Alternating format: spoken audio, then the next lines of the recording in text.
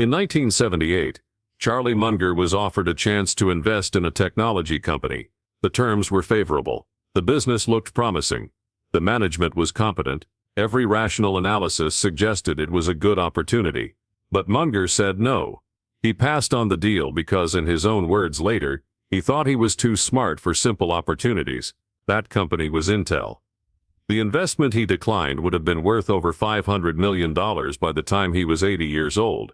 $500 million, foregone because of ego dressed up as sophistication. Munger didn't hide from this mistake. He talked about it publicly multiple times over the decades, not because he enjoyed admitting failure, but because he believed the lesson was too important to let pride get in the way. The mistake cost him a fortune, but the lesson it taught him was worth far more than the money he left on the table. This is the story of Munger's biggest investment mistake, not a story of bad analysis or terrible judgment or unforeseen circumstances, a story of ego, of thinking he was too smart for the obvious play, of letting sophistication override common sense, of refusing an opportunity that was right in front of him because it didn't feel clever enough. It's also a story about what Munger learned from the mistake, how it changed his investment philosophy, how it made him a better investor, how it taught him that some of the most expensive words in investing are "I'm too smart for that," and how refusing to learn from mistakes is the only failure worse than making them. Every investor makes mistakes. The successful ones learn from them.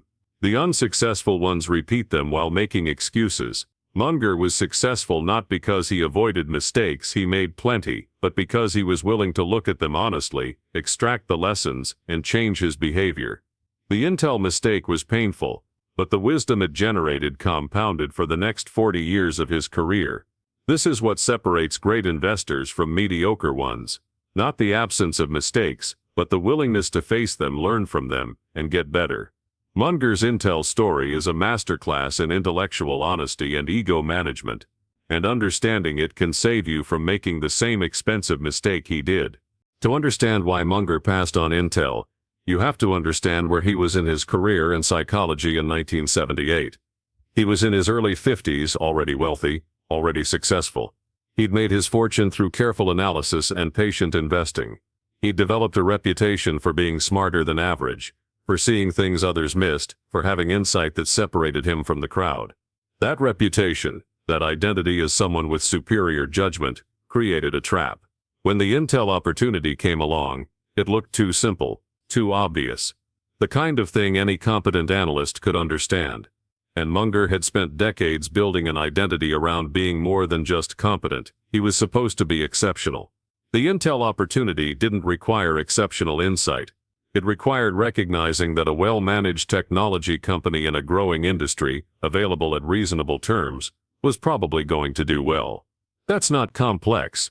That's not sophisticated. That's investing 101, and that's exactly why Munger's ego rejected it. He wanted opportunities that showcased his analytical abilities. He wanted deals where his superior judgment gave him an edge. He wanted investments that proved he was smarter than other investors. A simple, straightforward opportunity like Intel didn't satisfy that psychological need. It felt beneath him, like something ordinary investors could do. And Charlie Munger wasn't ordinary. This is the trap that catches many intelligent investors. They associate investing success with complexity and sophistication. They think the quality of an investment is somehow related to how difficult it was to identify or how much specialized knowledge it required. They want their investments to reflect their intelligence back to them. But the market doesn't care about your ego. It doesn't reward complexity for its own sake. It doesn't pay extra because you did complicated analysis. It only rewards being right about future value. And sometimes, often, actually, the simple, obvious play is the right play.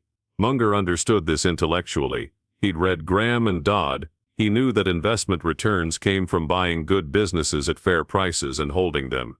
He knew that complexity often destroys value rather than creating it. But knowing something intellectually and living it emotionally are different things. When the Intel opportunity was in front of him, his intellectual knowledge said this looks good, the terms are fair, the business is solid, but his ego said this is too simple. This doesn't require your special abilities. This is the kind of opportunity everyone can see. Where's your edge? And ego won. Munger passed on the investment, not because the analysis was negative, but because it wasn't sophisticated enough. He wanted something more complex, something that required his unique insight, something that would prove he was special. Intel was just too straightforward for someone of his stature. The irony wasn't lost on Munger when he looked back years later. He'd been looking for complex opportunities that required his special genius. Meanwhile, one of the greatest investment opportunities of the late 20th century was sitting in front of him, and he'd walked past it because it didn't flatter his intelligence. What made the mistake particularly galling was that it violated one of his own principles. Munger had always advocated for simplicity over complexity. He'd criticized other investors for making things more complicated than necessary. He'd argued that the best investments were often obvious to anyone willing to think clearly, and yet when it mattered, he'd done exactly what he'd criticized others for doing. This is the danger of ego in investing. It makes you stupid in sophisticated ways. You're not making rookie mistakes. You're making expert mistakes. You're not ignorant. You're too smart for your own good. You know enough to rationalize bad decisions with impressive-sounding reasoning, and that makes the mistakes more expensive because you can convince yourself they're actually wisdom. Munger knew all this in theory, but theory doesn't protect you from ego when ego is driving. He had to learn the lesson the expensive way by passing on $500 million of potential returns. The question was whether he'd actually learn from it or just rationalize it away. After Munger passed on Intel and the company went on to become enormously successful, his ego had a choice. It could admit the mistake honestly, acknowledge that he'd let sophistication override good judgment, that he'd been too proud to take a simple opportunity, or it could construct rationalizations that protected his self-image while making the mistake someone else's fault or unavoidable, given the information at the time. Most people choose rationalization. It's psychologically easier. It lets you maintain your self-concept as someone who makes good decisions. It protects your ego from the pain of admitting you were wrong for stupid reasons. And the smarter you are, the better you are at constructing convincing rationalizations. Initially, Munger went down that path. When Intel's success became obvious, he had ready explanations for why passing on it had been reasonable at the time. The technology sector was risky. There were execution uncertainties. The valuation wasn't that compelling. Other opportunities looked better. These weren't completely false. There were real uncertainties, but they were rationalizations, not reasons. The real reason was ego, but ego doesn't want to admit that ego was the problem. So it builds a structure of reasonable-sounding arguments that make the mistake look like it was actually rational, given the available information. This is how intelligent people stay wrong. They're too good at explaining their mistakes in ways that don't require changing their behavior. But Munger had a practice that saved him from staying trapped in rationalization. He'd committed to what he called extreme honesty with himself. This meant deliberately looking for ways his ego was lying to him, actively questioning his own reasoning, forcing himself to consider the possibility that his mistakes came from character flaws rather than external circumstances. This practice was uncomfortable. Nobody enjoys discovering that they screwed up because of pride or laziness or wishful thinking, rather than because of bad luck or insufficient information. But Munger believed that comfort was the enemy of learning. If you're comfortable with your explanation of a mistake, you're probably rationalizing rather than learning. So he forced himself to sit with the Intel mistake and ask hard questions. Why did he really pass on it? Was it the analysis, or was it his ego? Was he looking for valid reasons, or was he looking for reasons that validated a decision he'd made for emotional reasons? Was he being objective, or was he being self-protective? The honest answer, when he stopped rationalizing, was clear. He'd passed on Intel because it didn't feel sophisticated enough, because taking it would have felt like anyone could have made that decision, because he wanted opportunities that required his special insight, because his ego needed the investment to prove he was smarter than average investors. This recognition was painful. It meant admitting that he'd let pride cost him hundreds of millions of dollars. It meant acknowledging that his supposed superiority had actually made him stupider. It meant facing the fact that one of his core identities, being smarter than others about investing, had become a liability rather than an asset. Most people can't handle this kind of honest self-assessment. They need to believe their mistakes were unavoidable, that they did the best they could with the information available, that anyone in their position would have made the same choice. These beliefs protect the ego but prevent learning. Munger chose learning over ego protection. He admitted, first to himself and later publicly, that the Intel mistake was pure ego. He thought he was too smart for the obvious play, and that arrogance had cost him a fortune. There was no sugarcoating it, no explaining it away, no rationalization that made him look better. Just the stark reality that his pride had made him stupid. This admission was liberating. Once he stopped defending the mistake, he could learn from it. Once he acknowledged that ego had been the problem, he could develop strategies to prevent ego from causing future mistakes. Once he accepted responsibility without rationalization, he could actually change his behavior. But the admission also came with a commitment. Munger decided he would talk about this mistake publicly, not to flagellate himself, but to inoculate himself against repeating it. If he publicly admitted that ego had cost him hundreds of millions, it would be harder for his ego to make the same mistake again. His pride would prevent him from having to admit the same failure twice. This is a strategy worth understanding. When you make a mistake because of a character flaw, ego, laziness, wishful thinking, the best way to prevent repetition is to publicly acknowledge the flaw. Your ego will work to avoid the embarrassment of repeated failure. You're using pride against itself, channeling it toward better behavior rather than letting it cause worse behavior.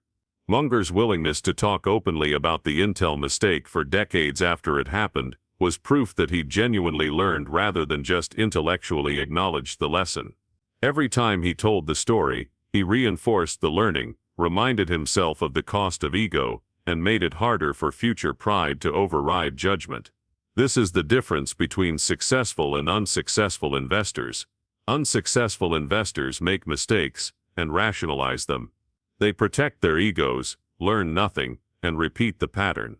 Successful investors make mistakes, face them honestly, extract the lessons and change. The mistakes themselves aren't that different. The response to them makes all the difference. Intel wasn't Munger's only missed opportunity. As he examined his track record with ruthless honesty, he identified a pattern. He'd passed on multiple excellent investments over the years for similar reasons, not because the analysis was negative, but because his ego got in the way. He'd passed on Google early on. The business model was obvious. The growth was evident. The management was exceptional. But Munger didn't understand the technology deeply enough to feel like he had special insight, so he passed, waiting for an opportunity where his edge was clearer. Google went on to become one of the greatest investments of the 21st century. He'd been slow to invest in Apple. Warren Buffett kept bringing it up, explaining why it was attractively priced and had durable competitive advantages. But Munger initially resisted. Why? Because it felt like he should understand the technology better before investing. Because it seemed like he should have some special insight beyond this is a great brand with loyal customers. Because the opportunity felt too obvious. Eventually Berkshire invested heavily in Apple, and it became one of their most profitable positions ever. But Munger had wasted years of potential compounding because he needed the investment to feel more sophisticated than it was. He'd passed on Amazon in its early days. The business model was straightforward. The execution was exceptional. The growth trajectory was clear, but Munger couldn't get comfortable with the lack of profits. He knew intellectually that Amazon was reinvesting for growth. But it felt irresponsible to invest in a company that wasn't showing traditional profitability. It didn't fit his framework cleanly enough, so he passed. Amazon became one of the greatest wealth creators in history. The pattern was consistent. Munger would encounter an opportunity that looked good on fundamental analysis, but something about it wouldn't feel sophisticated enough, wouldn't require enough special insight, wouldn't fit his frameworks perfectly. And instead of recognizing that simplicity and obviousness could be strengths rather than weaknesses, he'd pass. He'd wait for something that felt more like it required his unique capabilities. This pattern cost him billions in foregone returns over decades. Not billions he needed. He was already enormously wealthy, but billions that represented the cost of letting ego override judgment again and again.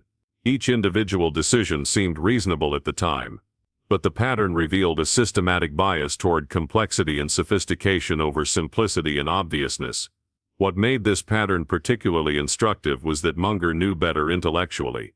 He'd been preaching simplicity for decades. He'd written about the value of obvious investments. He'd criticized other investors for overthinking. His mental models emphasized clear thinking and avoiding unnecessary complexity. And yet when it came to his own decisions, the gap between what he knew and what he did was enormous. This gap between knowledge and action is where most investing mistakes happen. Everyone knows you should buy low and sell high. Everyone knows you should be greedy when others are fearful. Everyone knows you should take simple, obvious opportunities when they appear. But knowing doesn't translate to doing because ego and emotion interfere. Munger's pattern of missed opportunities taught him something crucial. Intelligence without humility is a liability. His intelligence let him understand businesses quickly and analyze opportunities effectively. But without humility, without the willingness to take opportunities that didn't showcase his special abilities, that intelligence actually worked against him. He was smart enough to see the opportunities but too proud to take the simple ones. This realization changed how Munger thought about investing going forward. He started actively looking for opportunities that seemed too simple or obvious. When his first instinct was this doesn't require special insight, he'd force himself to consider whether that was actually a strength rather than a weakness. When an investment felt too straightforward, he'd ask whether his ego was rejecting something his analysis supported. He also started keeping a list of major opportunities he'd passed on and why. This list wasn't for self-flagellation, it was a learning tool. By reviewing past mistakes regularly, he could identify patterns in his decision-making. And by understanding his patterns, he could develop strategies to interrupt them before they caused future mistakes. The pattern he identified was clear. He consistently passed on simple, obvious opportunities while taking more complex, sophisticated ones. And the simple opportunities often outperformed the complex ones. The market was teaching him that he'd been optimizing for the wrong thing, sophistication rather than results, intelligence rather than wisdom, clever rather than correct. This is a pattern many intelligent investors fall into. They associate investment quality with analytical complexity. They think if an opportunity is easy to understand, it must not be that good. They need investments to be difficult to justify their expertise. And this need for complexity causes them to pass on straightforward opportunities that would have made them wealthy. Munger's willingness to see this pattern in his own behavior and admit it publicly was unusual. Most investors who've made similar mistakes either don't recognize the pattern or won't acknowledge it. They keep making the same mistake dressed up in different circumstances, convinced each time that this situation is different, that their reasoning is sound, that they're making sophisticated judgments rather than ego-driven errors.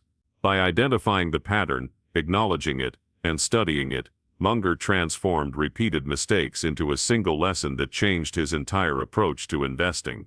That's the power of honest self-assessment. One painful pattern thoroughly understood can prevent decades of future mistakes. The Intel mistake, and the broader pattern of missed opportunities, taught Munger the most important investment lesson of his life. Wisdom and intelligence are not the same thing. Intelligence is about processing information quickly, understanding complex systems, seeing connections others miss. Wisdom is about knowing what actually matters, and acting on it despite ego, emotion, or social pressure. Munger was extremely intelligent. That had never been in doubt, but the Intel mistake revealed that intelligence without wisdom could be a liability. His intelligence let him construct sophisticated reasons for rejecting simple opportunities. His intelligence gave him the vocabulary to rationalize ego-driven decisions as analytical judgments. His intelligence made it harder to see that he was being stupid in smart-sounding ways. Wisdom would have told him to take the simple, obvious opportunity regardless of whether it showcased his special abilities. Wisdom would have told him that investment returns don't come from demonstrating sophistication, they come from being right about value. Wisdom would have told him that feeling too smart for something is usually a sign that ego is driving rather than analysis. But wisdom is hard to develop because it requires recognizing and admitting your own psychological limitations. Intelligence is something you can be proud of. It's a gift, a capability, something that makes you special. Wisdom requires admitting that your intelligence can lead you astray, that your ego can override your judgment, that you're subject to the same psychological biases as everyone else, despite being smarter than average. Munger spent the years after the Intel mistake deliberately cultivating wisdom to balance his intelligence. He studied psychology to understand his own biases. He developed checklists to interrupt ego-driven decision-making. He practiced acknowledging when opportunities seemed too simple because of ego rather than because of analysis. He forced himself to separate "this doesn't feel sophisticated enough" from "this analysis is negative." One specific practice he developed was the why not test. When he felt reluctant to pursue an opportunity that his analysis suggested was good, he'd force himself to articulate exactly why not, and he'd evaluate whether the reasons were about the opportunity itself or about his ego.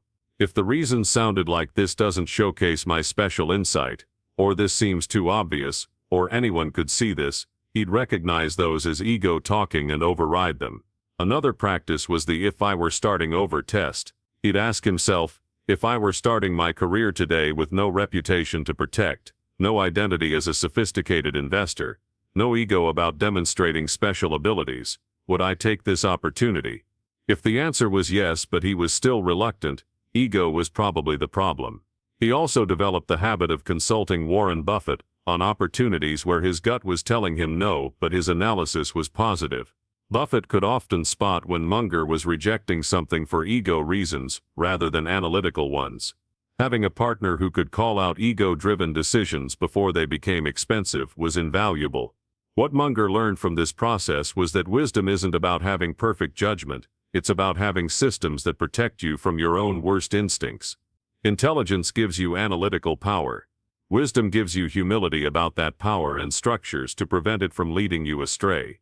The gap between intelligence and wisdom explained most of the expensive mistakes Munger had made. He'd never been not smart enough. He'd been not wise enough, not humble enough, not self-aware enough, too confident in his ability to avoid the psychological traps that catch everyone else, and that overconfidence had cost him billions in foregone opportunities. This realization was actually encouraging rather than discouraging. If the problem had been insufficient intelligence, there wouldn't be much he could do about it. Intelligence is relatively fixed, but wisdom can be developed. Humility can be practiced. Self-awareness can be cultivated. Systems can be built. The problem wasn't that he lacked capability, it was that his capability was unbalanced, with intelligence far exceeding wisdom. Munger became obsessed with this imbalance because he saw it everywhere. Extremely smart people making terrible decisions. Brilliant analysts missing obvious opportunities. Sophisticated investors underperforming simple index funds. All because intelligence without wisdom is dangerous. It gives you the tools to rationalize anything, construct impressive-sounding arguments for bad decisions, and convince yourself that your ego-driven choices are actually analytical judgments. The hedge fund world was full of this. Brilliant people with PhDs and sophisticated models who couldn't beat the market. Why? Not because they weren't smart enough to analyze investments, because they were too smart for their own good, using their intelligence to construct complexity rather than see clearly, to showcase sophistication rather than pursue simplicity, to prove they were clever rather than just be right. Munger's advice to intelligent people after learning this lesson was simple and direct. Your intelligence is probably your biggest liability. Unless you develop wisdom to match it, you'll use your intelligence to screw yourself up in sophisticated ways that less intelligent people avoid through simple common sense. This wasn't false modesty or anti-intellectual posturing. It was hard-won understanding from someone who'd paid hundreds of millions to learn it. Intelligence is valuable, but unbalanced by wisdom, by humility, self-awareness, and psychological insight, it becomes a tool for elaborate self-deception rather than clear thinking. The Intel mistake, and the years Munger spent processing it, transformed him from an intelligent investor into a wise one. Not because he became less smart, but because he developed the humility and systems to prevent his intelligence from causing stupid behavior. That transformation made him more successful in his 60s, 70s, 80s, and 90s than he'd been in his supposedly prime years when intelligence dominated wisdom. The lesson applies beyond investing. In any field where ego and intelligence can lead you astray, wisdom is more valuable than raw analytical capability. The question is whether you'll develop that wisdom through cheap lessons, learning from others' mistakes, studying your own biases, building preventive systems, or expensive ones like passing on $500 million because you thought you were too smart for the obvious play. Munger paid the expensive tuition, but he made sure he got his money's worth in learning. The years following the Intel mistake saw Munger deliberately reshape his investment approach. He didn't just intellectually acknowledge the lesson, he built new habits, new systems, new ways of evaluating opportunities that prevented ego from driving decisions. The transformation was dramatic enough that he later divided his investing career into before Intel and after Intel. The first major change was his attitude towards simplicity.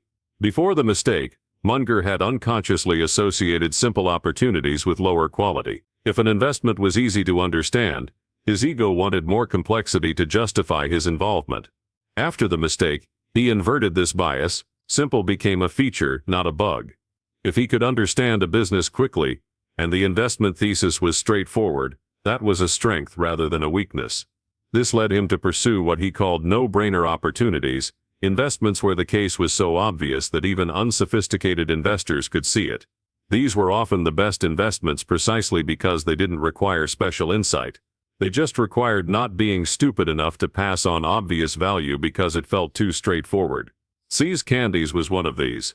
A simple business, make chocolate, sell chocolate, people like chocolate. The brand was strong, the margins were excellent, the operation was straightforward. There was nothing sophisticated about the analysis. It was just a good business at a fair price. Pre-Intel Munger might have passed on it for being too simple. Post-Intel Munger recognized that simplicity was exactly why it was attractive. The second change was his relationship with technology investments. The Intel mistake had come partly from Munger's discomfort with technology he didn't deeply understand. After the mistake, he reframed this. He didn't need to understand the technology at an engineering level. He needed to understand the business model, the competitive position, the unit economics, the management. Those were the same frameworks he used for any business.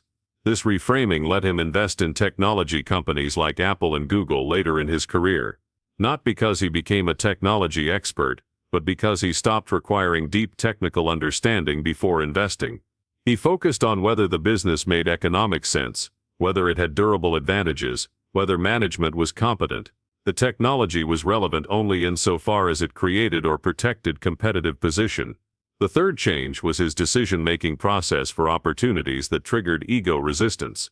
He developed a formal checklist that he'd run through whenever he felt reluctance about an opportunity that his analysis supported. The checklist included questions like, am I passing on this because the analysis is negative, or because it doesn't feel sophisticated enough? If this were presented by someone I respected, would I think it was a good opportunity? Am I looking for reasons to say no because of ego, or because of genuine analytical concerns? Would I pass on this if nobody would ever know I'd been offered it? The goal was to surface ego-driven decision-making before it resulted in past opportunities.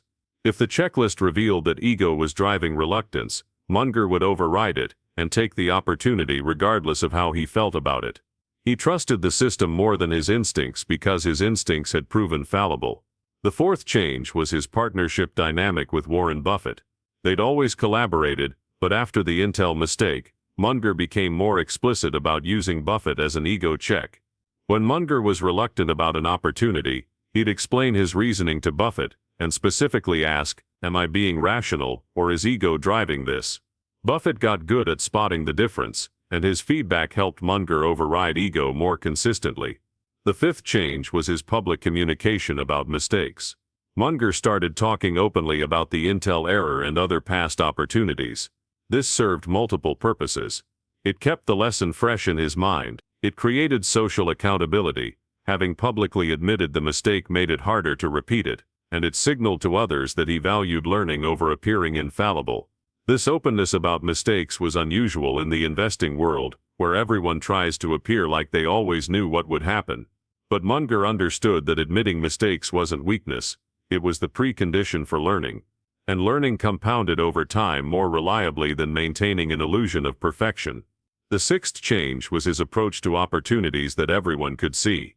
Before Intel, if an opportunity was widely recognized as attractive, Munger would question whether there was any edge in pursuing it. After Intel, He realized that widely recognized opportunities could still be excellent investments if they were actually as good as everyone thought. The fact that something was obvious didn't make it wrong. This shift let him participate in several investments that his younger self would have passed on because they felt too consensus. Coca-Cola was one example. Everyone knew it was a great business, everyone knew the brand was valuable, everyone understood the model, but being obvious didn't make it a bad investment. It just meant you didn't need special insight to profit from it. The seventh change was perhaps the most important. Munger stopped trying to prove he was smarter than other investors. He stopped needing his investments to showcase his special abilities. He stopped measuring success by how sophisticated his reasoning was. He measured success by one thing only: did he make good returns on capital? Everything else was ego noise. This shift was psychologically liberating. He no longer needed investments to prove anything about him. He could take simple opportunities without feeling like it diminished his reputation.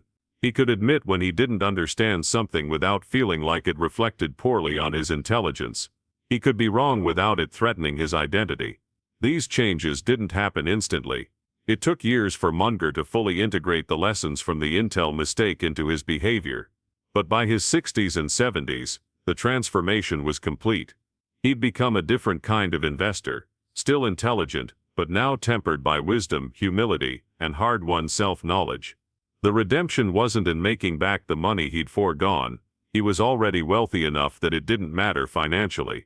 The redemption was in becoming the investor he should have been earlier. The Intel mistake, as expensive as it was, became one of the most valuable learning experiences of his career, because he extracted every possible lesson from it and let it transform him completely.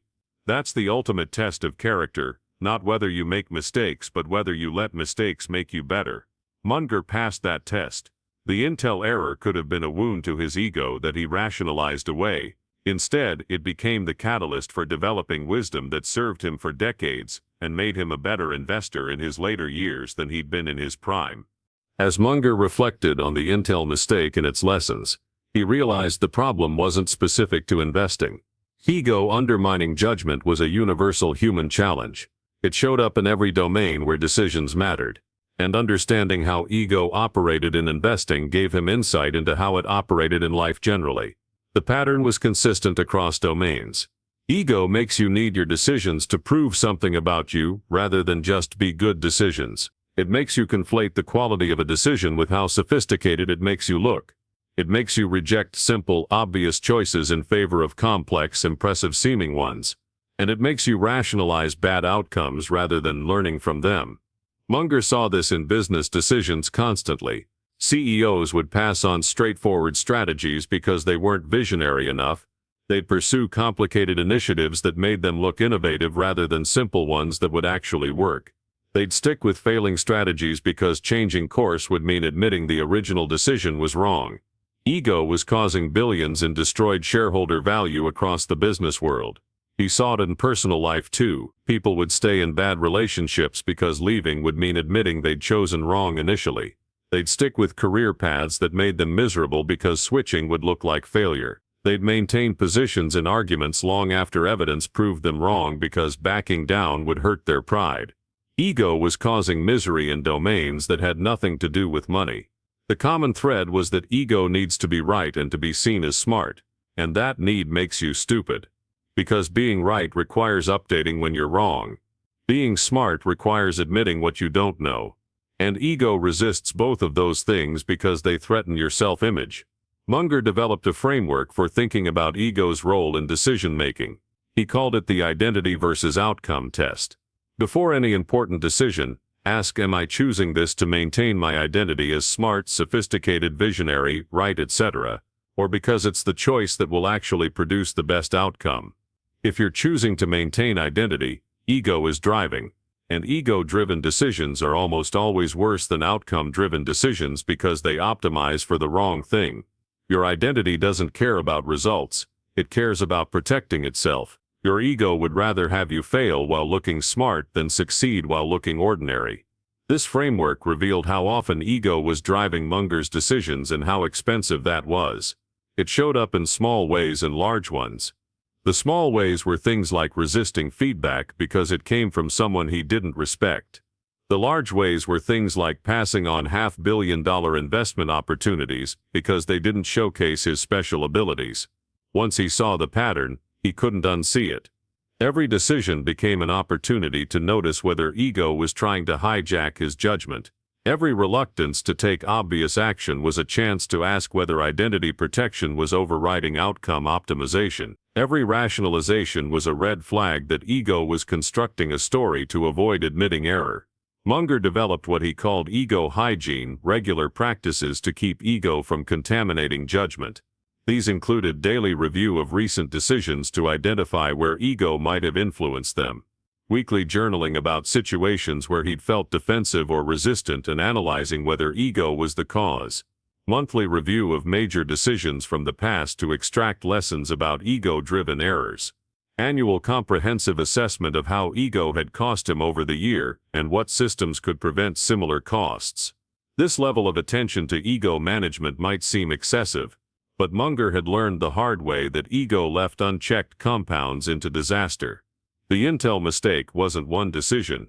It was the culmination of years of ego gradually taking more control over his judgment. By the time ego was strong enough to cost him $500 million, it had been shaping smaller decisions for years. The preventive approach was to catch ego early and often, to notice when you're being defensive and ask why, to recognize when you're rejecting something for sophistication reasons rather than analytical ones, to admit when you're wrong before the cost of being wrong gets catastrophic. That required constant vigilance because ego is always looking for opportunities to reassert itself. One of Munger's most effective practices was maintaining a stupidity log, a journal where he'd record every time he did something stupid and why. The log was private, so ego couldn't protect itself by avoiding entries to look better, and reviewing it regularly kept the lessons fresh and prevented pattern repetition. The log revealed themes. Munger was consistently stupid in similar ways, passing on simple opportunities, rationalizing questionable decisions, avoiding feedback from certain people, getting defensive about particular topics. These patterns were invisible until he wrote them down and reviewed them systematically. Once visible, they could be addressed. This practice of ego management made Munger better at more than just investing. It made him better at relationships. He could admit when he was wrong without it threatening his identity. Better at learning. He could accept feedback without getting defensive. Better at long-term thinking. He could change his mind when new evidence appeared without needing to protect earlier positions. The Intel mistake had cost him hundreds of millions, but the practice of ego management it triggered probably saved him billions over the subsequent decades, not just in investing, but in avoided conflicts, maintained relationships, and better decisions across all domains. The return on learning from the mistake far exceeded the cost of making it. This is the paradox Munger came to embrace. Mistakes are expensive, but not learning from them is far more expensive. The Intel error cost him once. If he'd rationalized it away, it would have cost him repeatedly through other ego-driven mistakes. By facing it honestly and building systems to prevent repetition, he converted a one-time cost into a permanent asset, wisdom that compounded for the rest of his life. One interesting thing Munger observed, as he talked about the Intel mistake publicly, was that people drew exactly the wrong lesson from it. They'd hear about him passing on a great opportunity and conclude that they should never pass on opportunities, that they should say yes to everything that looks promising, that missing out is the worst possible outcome. This response, FOMO, fear of missing out, was the opposite extreme, and just as destructive as the ego-driven rejection that had caused Munger's mistake. Munger's mistake wasn't that he passed on an opportunity, it was that he passed on it for the wrong reason, ego rather than analysis. The solution wasn't to stop passing on opportunities, it was to pass on them for the right reasons. But many investors heard the Intel story and became afraid to miss anything. They said yes to mediocre opportunities because they didn't want to look back and wish they'd participated. They chased hot investments because everyone else was making money. They abandoned discipline and standards because they couldn't tolerate the psychological discomfort of sitting out while others profited. This FOMO response destroyed more wealth than ego-driven rejections ever did. Because while ego might cause you to pass on some great opportunities, FOMO causes you to take many terrible ones. and terrible opportunities that you invest in cost you money. Great opportunities you pass on only cost you unrealized gains. Painful psychologically, but not financially destructive. Munger watched this play out during every market bubble. Investors who'd heard about his Intel mistake would use it as justification for abandoning standards. Charlie regrets passing on Intel, so I can't afford to miss this opportunity. They'd say this about dot-com stocks with no business model, about real estate at absurd prices, about cryptocurrencies with no intrinsic value. But the lesson from Intel wasn't never pass on anything. It was don't let ego override analysis. If your analysis says an opportunity is questionable, you should pass on it regardless of FOMO. If your analysis says it's good but you're reluctant for ego reasons, you should take it despite your reluctance. The analysis should drive the decision, not ego or FOMO. Munger developed a simple framework to help people distinguish his mistake from situations where passing on opportunities is correct. He called it the reason test. When you pass on an opportunity, what's your reason? If the reason is the analysis is negative, that's good decision making. If the reason is this doesn't fit my criteria, that's disciplined investing. If the reason is I don't understand it well enough, that's staying within your competence. If the reason is this seems too simple, that's ego driving, potentially a mistake. The problem comes when you can't clearly articulate why you're passing, or when the articulated reason is really a rationalization for ego-driven rejection. That's when you need to be suspicious of your own judgment. But passing on opportunities for legitimate analytical reasons is not only okay, it's necessary for successful investing. You can't take every opportunity. You need standards. You need discipline. You need to be able to say no to things that don't meet your criteria, regardless of FOMO pressure. Munger estimated that he'd passed on thousands of investment opportunities over his career.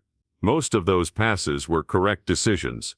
They were opportunities that didn't meet his standards, didn't fit his competence, or had risk-reward ratios that weren't compelling. Passing on those was good judgment, not mistakes.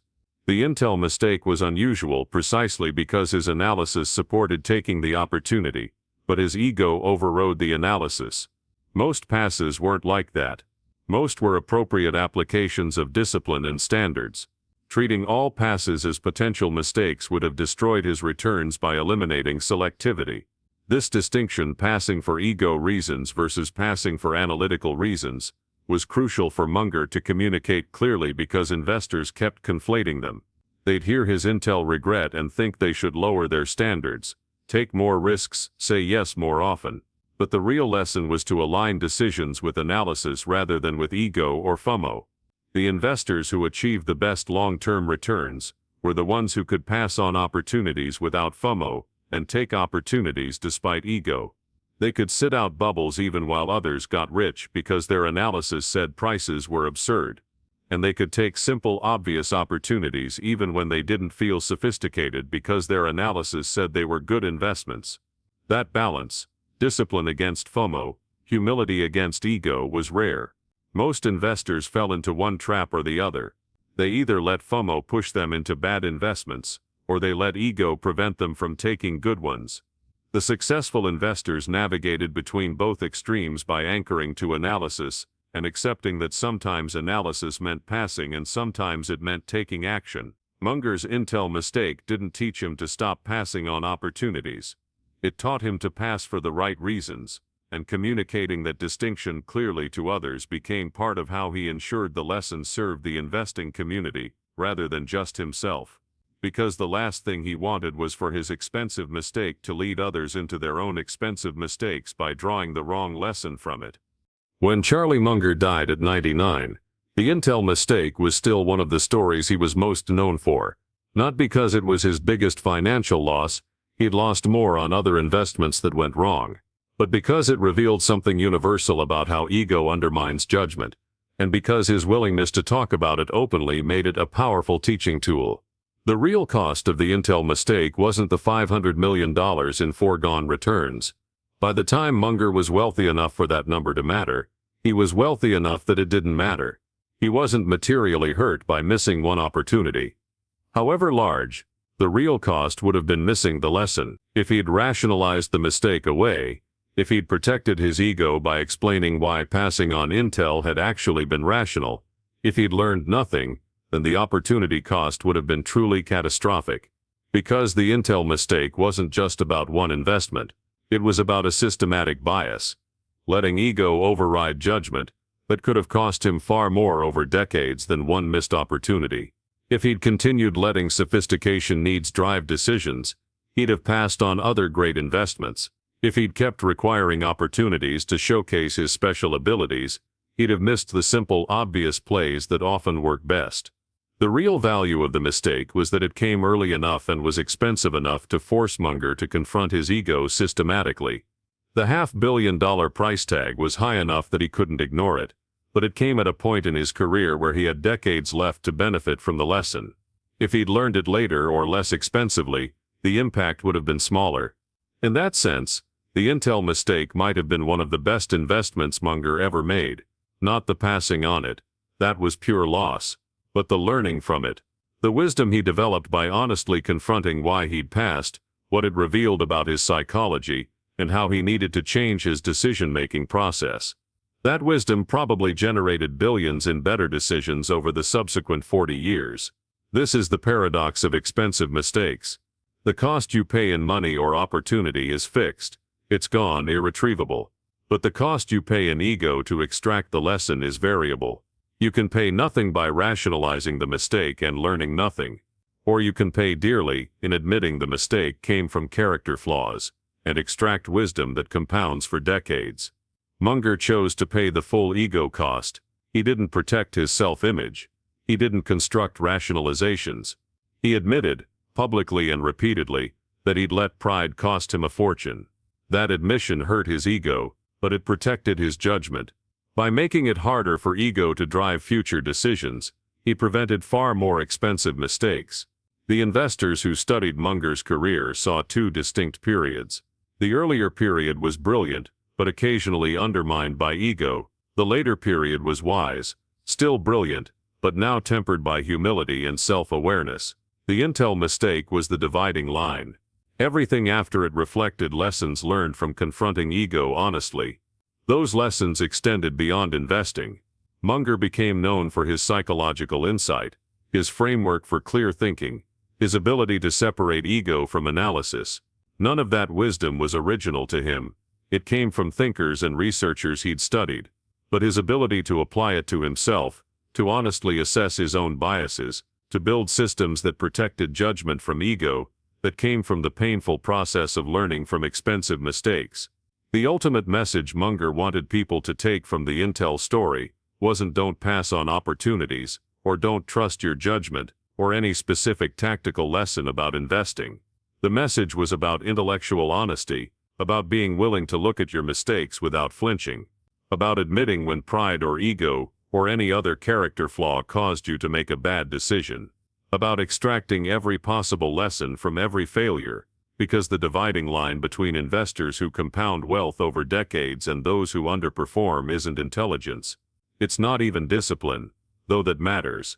It's the willingness to learn from mistakes rather than defend them, to face errors honestly rather than rationalize them, to update behavior based on feedback rather than protect identity. Munger faced his intel mistake honestly. He extracted the lessons. He changed his behavior, and he compounded those lessons into wisdom that served him for the rest of his life. That's the model for everyone who makes expensive mistakes, and everyone makes them. The question is whether you'll let the expense be pure loss, or whether you'll convert it into an asset through honest learning.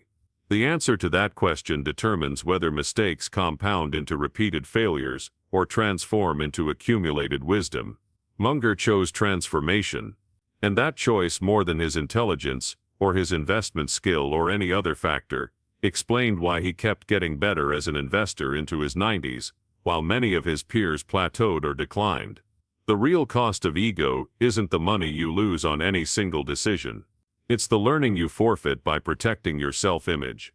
And the real value of intellectual honesty isn't feeling good about yourself. It's the compounding wisdom that comes from facing hard truths and changing in response to them. Munger paid $500 million to learn that lesson. But he made sure he got his money's worth. Charlie Munger's Intel mistake offers a template for how to handle any expensive error in judgment. But the template only works if you're willing to apply it to your own mistakes rather than just appreciate it as Munger's story. Everyone reading or hearing about Munger's error can identify with some aspect of it. Maybe not passing on a $500 million opportunity. Most people will never have that chance. But everyone has let ego override judgment. Everyone has passed on something good because it didn't feel sophisticated enough. Everyone has held on to a position too long because changing would mean admitting the initial decision was wrong. The question is what you do with those mistakes. Do you rationalize them? Explain them away? Blame circumstances or other people? Convince yourself they were unavoidable? Or do you face them honestly, extract the lessons and change your behavior? Most people choose rationalization because it's psychologically easier. You maintain your self-concept as someone who makes good decisions. You avoid the pain of admitting character flaws caused your errors. You don't have to change anything about how you operate. The cost is that you learn nothing and repeat the mistake in various forms for the rest of your life. Munger chose honest confrontation. It was painful. Admitting that pride cost him hundreds of millions hurt his ego deeply. But that pain was productive pain. It generated insight. It caused behavior change. It prevented repetition. The cost was temporary discomfort. The benefit was decades of better judgment. Here's a practical framework based on Munger's process for extracting maximum learning from your own mistakes.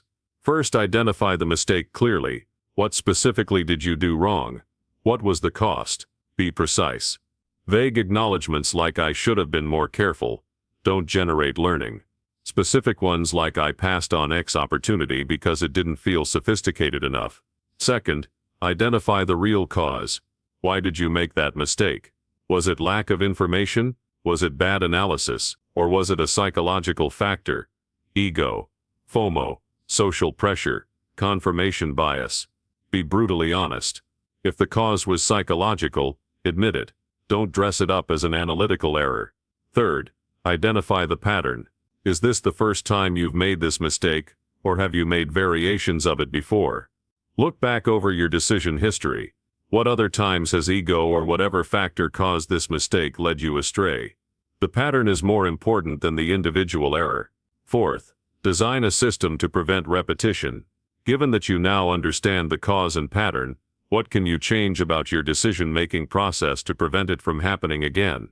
This might be a checklist, a consultation requirement, a rule you follow, or a practice you adopt. Fifth, implement the system consistently. Wisdom comes from changing behavior, not from intellectual understanding. You need to actually use the prevention system you designed, not just appreciate that it would be good to use it. Sixth, review regularly. Are you still making the mistake? If so, the system isn't working and needs adjustment. If not, is the system becoming habit, or are you consciously forcing it each time? The goal is to internalize the lesson so deeply that the previous mistake becomes psychologically impossible to repeat. Seventh, teach others. Munger talked about his Intel mistake publicly for decades. That repetition served two purposes. It reinforced his own learning, and it helped others avoid similar errors. Your mistakes, honestly confronted and thoroughly understood, can be valuable to other people. Sharing them converts your expensive learning into a public good. This process only works if you're willing to be honest at step 2, identifying the real cause. That's where most people fail. They identify comfortable causes: bad luck, insufficient information, someone else's fault, rather than uncomfortable ones: ego, laziness, wishful thinking.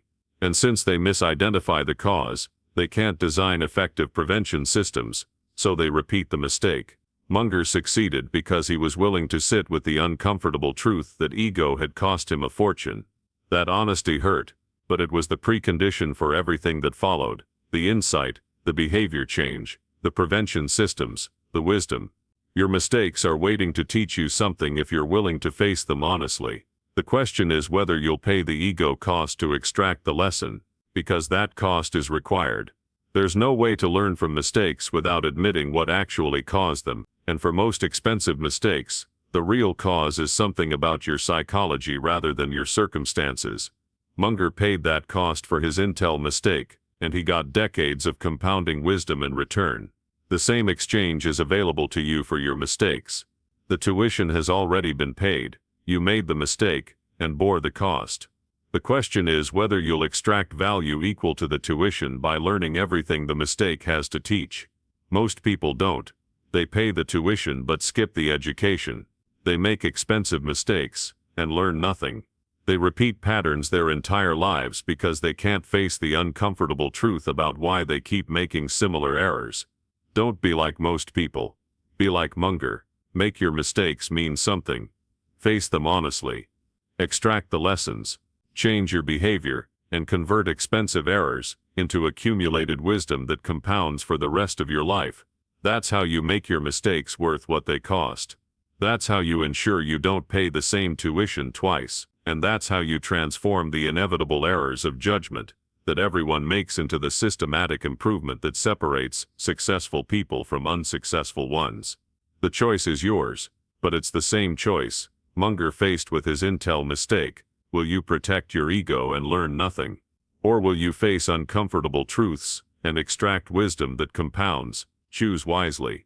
The return on that choice is far higher than any investment return you'll ever generate.